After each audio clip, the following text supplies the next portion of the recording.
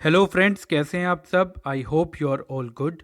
तो आज के इस लेक्चर में हम आपके लिए लेकर आए हैं साइंस का एक टॉपिक जो क्लास 10th के बच्चों के लिए मोस्ट इम्पॉर्टेंट है। ये टॉपिक है बायोलॉजी से, जो है चैप्टर 6, जो है लाइफ प्रोसेस। ये इम्पॉर्टेंट एमसीक्यू है आपके आने वाले 2020 के जो बोर्ड एग्ज़ाम है उनके लिए, जिसका ये पार्ट 1 है। तो ये वीडियो आपको पूरा देखना है। Friends, my name is Duggal and you are watching Duggal education. तो चलिए इस वीडियो को शुरू करते हैं आप सभी बच्चों के लिए। इन एमसीक्यू में हम आपको 4 ऑप्शन प्रोवाइड करेंगे। अगर आपको किसी को भी कोई आंसर पता है तो आप अपने आंसर हमें कमेंट सेक्शन में बता सकते हैं। तो चलिए आज का आपका फर्स्ट क्वेश्चन देखते हैं कि आज का आपका फर्स्ट क्वेश्चन क्या है। Which of the following are energy food. निम्नलिखित में से कौन सा एनर्जी फूड है ये आपको बताना है। ऑप्शन है आपके vitamin and minerals, water and roughage, carbohydrate and fats, protein and mineral salts. अगर आपको आंसर पता है तो आप नीचे कमेंट सेक्शन में हमें बता सकते हैं। तो इस क्वेश्चन के लिए आपका राइट आंसर होने वाला है ऑप्शन सी, ये है कार्बोहाइड्रेट्स एंड फैट्स। यानी जो एनर्जी फूड है वो है कार्बोहाइड्रेट एंड फैट्स, जिनसे आपको एनर्जी मिलती है। तो ये मोस्ट इंपॉर्टेंट क्वेश्चन है जो आपको आना जरूरी है। चलिए अगला क्वेश्चन देखते हैं आपका कि आपका नेक्स्ट क्वेश्चन क्या है। The mode of nutrition found in fungi is.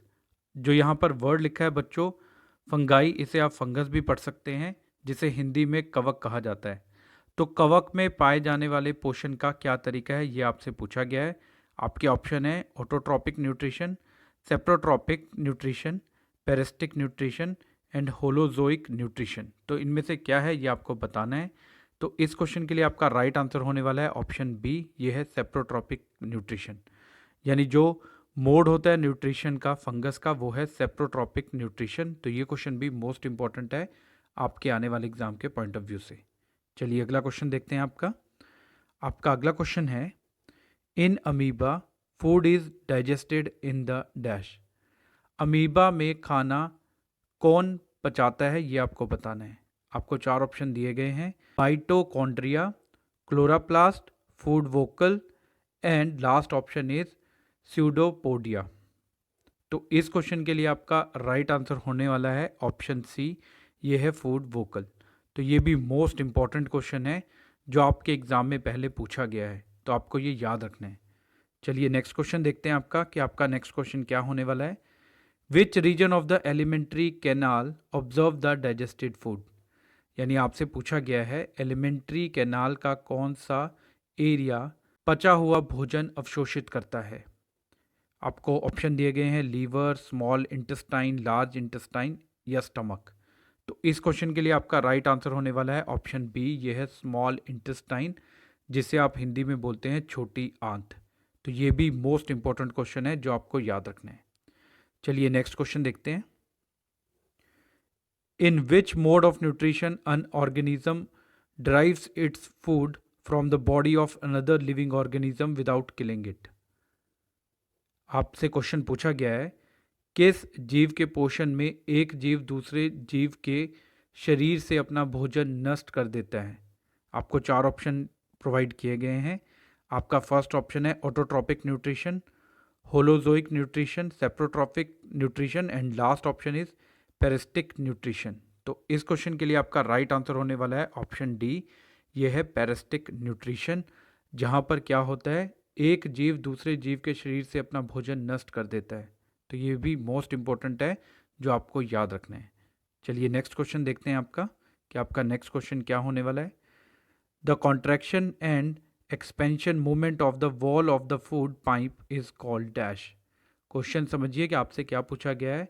खाद्य पाइप की दीवारों के संकुचन और विस्तार आंदोलन को क्या कहा जाता है ये आपसे पूछा गया है। क्या इसे ट्रांसपीरेशन कहा जाता है, डाइजेशन कहा जाता है, ट्रांसलोकेशन कहा जाता है या पेरिस्टाल्टिक मूवमेंट कहा जाता है। तो क्या कहा जाता है ये आपसे पूछा गया है। तो इस क्वेश्चन के लिए आपका राइट आंसर होने वाला है ऑप्शन डी, ये है पेरिस्टाल्टिक मूवमेंट। तो ये भी मोस्ट इंपॉर्टेंट क्वेश्चन है जो आपको याद रखना है। एक बार दोबारा समझिए कि क्वेश्चन में क्या पूछा गया है।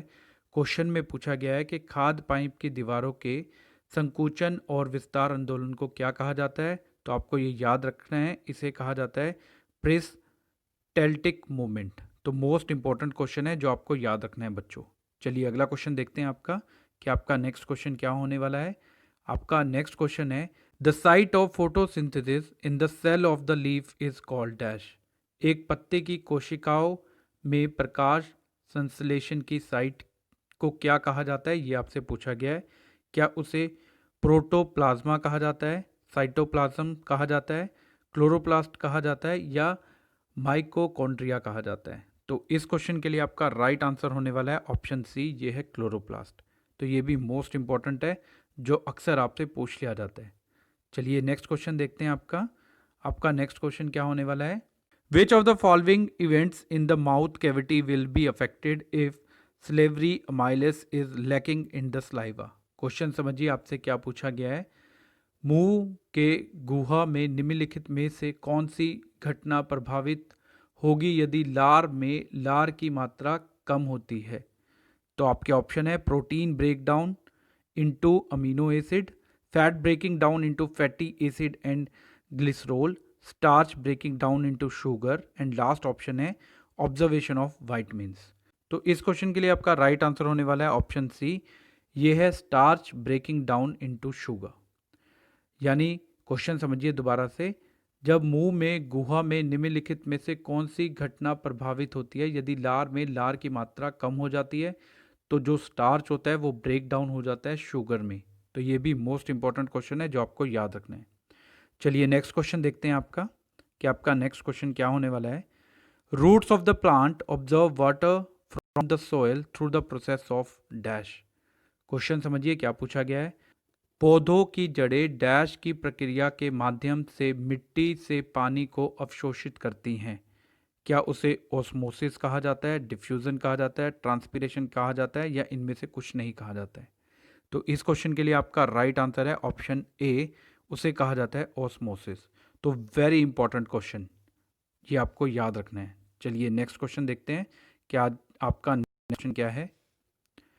When a few drops of iodine solution are added to rice water, the solution turns blue-black in color.